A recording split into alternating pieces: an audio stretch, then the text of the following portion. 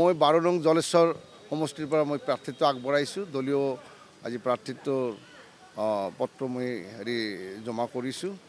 নহয়, মই প্ৰথমবাৰৰ কাৰণে বিচাৰিছোঁ। আৰু আপুনি সুধিছে বিধায়কৰ, একচুৱেলি বিধায়কৰ প্ৰতি মানুহৰ মোহভংগ হৈছে। সমষ্টিৰ উন্নয়ন স্থবিৰ হৈ পৰিছে। গতিকে সমষ্টিবাসী ৰাইজে নতুন মুখত এটা সন্ধান কৰিছে।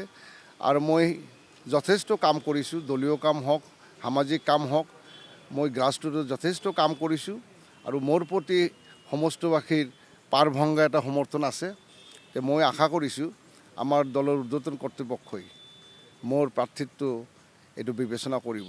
ৰেজাউল কৰিম চৰকাৰ ডাঙৰীয়া প্ৰথম দিনা আমাৰ দলত জইন কৰিয়ে যিটো বক্তব্য দিছে, উজনি অসম নামনি অসমৰ মাজত যিটো এটা সংঘাতৰ সৃষ্টি কৰিছে, এইটো বৰ দুৰ্ভাগ্যজনক।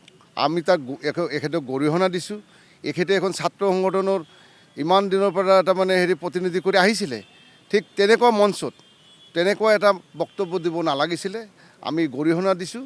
আৰু ৰেজাউল কৰিম চৰকাৰৰ এইবিলাক এতিয়া যিবিলাক বক্তব্য মাৰি আছে কংগ্ৰেছৰ বিৰুদ্ধে, সংখ্যালঘুৰ বিৰুদ্ধে, সেইবিলাক কোনো এফেক্ট নকৰে। ৰেজাউল কৰিম ডাঙৰীয়া এটা ডাঙৰ মানুহ নহয়। সংখ্যালঘু সমষ্টিবিলাকত এওঁৰ কোনো প্ৰভাৱ নপৰে।